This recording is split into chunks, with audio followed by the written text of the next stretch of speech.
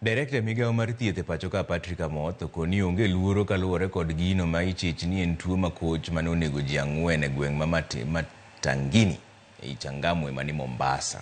Maendi en bang' luoro kwako jodak ma Changamwe kendo dwaro ni piny owacho tim nonro mapiyo mar yango tuo mokelo tho mag ji 4 e gweng' achiel manoyud ringregi ka okuot e ot. Joja oko nigi ler mar wachni ka Mombasa. Bang' jodak ma Matangini od bura ma Changamwe nyiso luoro ewi gino magikoni tuo makoch magichichgo ni ne onego ji 4 mane yud ringregi e udi, migao mar thieth ne koro wuok oko kawacho ni onge luoro mora mora. Ma en bang' nonro mohiu yango ni onge kido kata ranyisi e ringrego manyiso ni en tuo makoch mapok oyangi, ka bende gilero ni moko kuomgi ne oriko tuore kendo ne gidhi e ute thieth manyo thieth. No cause for alarm now because some of the cases are reported to have had coexisting conditions and they had been in contact with the health facilities. So we are strongly of the opinion that there's nothing to worry about.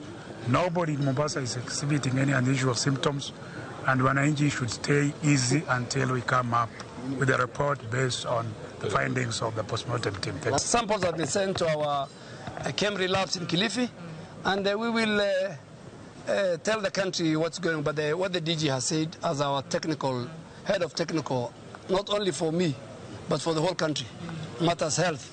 Kata kamano, gilero ni piny owacho oseoro apisas mag thieth kotelnegi kod jabero mar piny owacho Laktar Johansen Oduor mar dhi nono ringre ji 4 go masani okane kar kano ringre ma Coast General Mombasa mar yango gima dine kel tho margi. We have received reports of 4 deaths in various parts of in Migidani.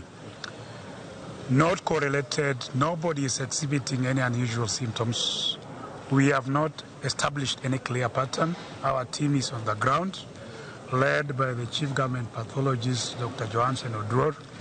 As soon as we receive reports, we shall be able to share with you. Motelo ne mano, migao mar thieth e kaunti ma Mombasa ne ogolo lipot ewi tho mag ji 4 go magin dayo ma jahigni 91 mane oyud ringre e ode tarik 9 dwe mar 7 higani, dichuo ma jahigni 57 mane oyud ringre e ode tarik 14 dwe ni mar 7, dichuo machielo ma jahigni 69 mane oyud ringre e ode tarik 14 no, kaachiel kod dichuo ma jahigni 55 ma bende ne oyud ringre e ode tarik 14 no ka giduto giwuok mane gweng' achiel no ma Migadini.